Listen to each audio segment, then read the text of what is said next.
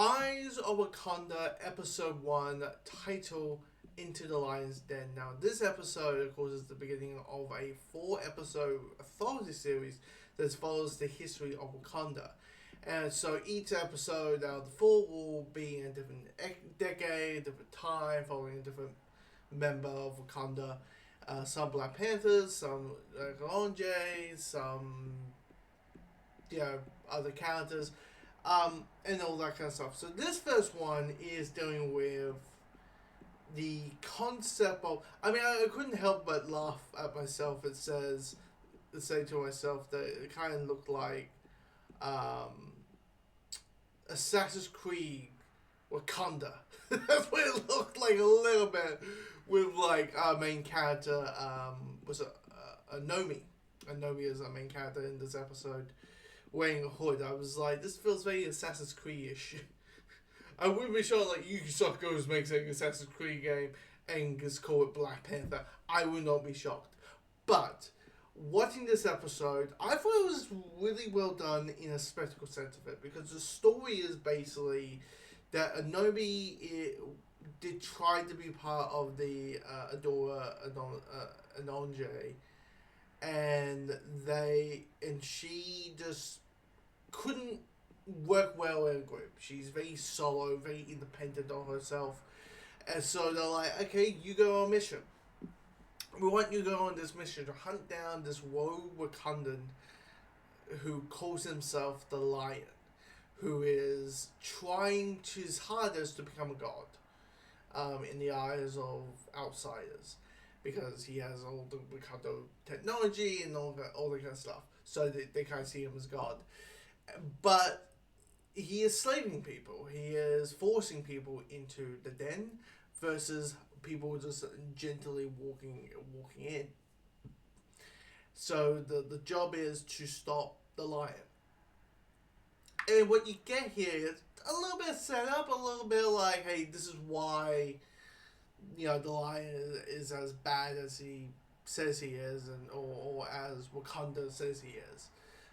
But what you get here is some really neat action in this beautiful animation. Like, it's really like as you may see down the bottom, like all this, like, even though it's not the same level of quality, it kind of reminds me a lot of Arcane. Like, this is clearly like Arcane inspired kind of thing, with its quick-paced animation, how it's able to handle color, like all these things. It reminded me a lot of Arcane, but because here's the thing, this is visually beautiful. It's beautifully well done. The action is epic in scale, or when it gets quiet, even in the low action sequences when it happens. But and it kind of makes you go, okay, if this is 4 episodes of here's a thin story, but here's a good chunk of action, and it's going to give you at least enough meat for you to be invested for 20 minutes per story. I was like, you know what? I mean, look, once again, it's 4 episodes, so it's 2 hours. It's the length of a movie. It's not that. It's not X-Men 97. It's not you're fighting it with Spider-Man, which is like it's 10 episodes or something. And that. But the one thing I was very surprised with it is, even though we have like a short period in this episode meeting this villain, meeting the lion, they're giving a lot of depth and giving a lot of us understanding why he's doing what he's doing. It's just the methods he's doing it is just a bit twisted, which is he's like he felt trapped with Wakanda. He felt trapped with the whole secrecy and how we can't leave and how everything is this and this and that. And he lives his life. And he's like, I want to be free. I want these people to have the same experience that I am trying to give myself. Except his version is, slavery, and it's a little bit like, if you don't work for me, you're gonna be kept as a slavery and tortured and all that kind of stuff. So it's gonna be it's like a weird twisted version of that. But this episode, I was like, "This, I on board. I am bored." And of course, everybody's geeking out about episode 3 because there's a Iron Fist in episode 3. I mean, you can kind of just go and see one of the thumbnails. So look, there's an Iron Fist. Look, there's a cat wearing the Iron Fist mask. Oh yeah, I guess Iron Fist is in this, in one of the stories. But yeah, it'll be interesting if we're going through forward in time, if it's just jumping all around the place, because this one's set in 1200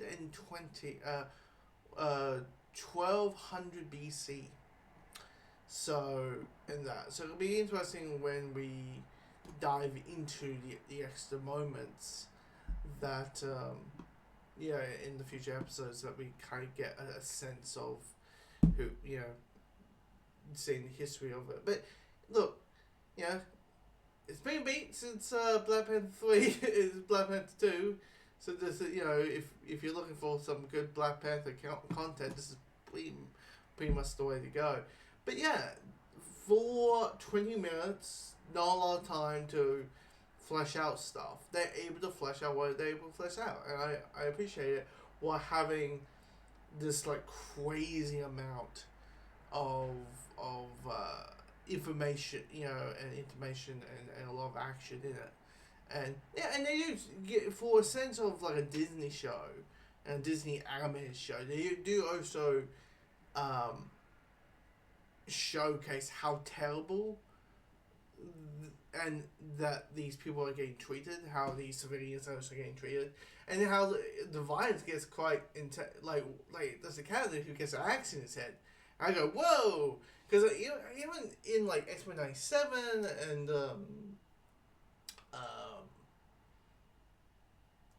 Your Friend Knows Spider-Man, there hasn't been like a moment like that.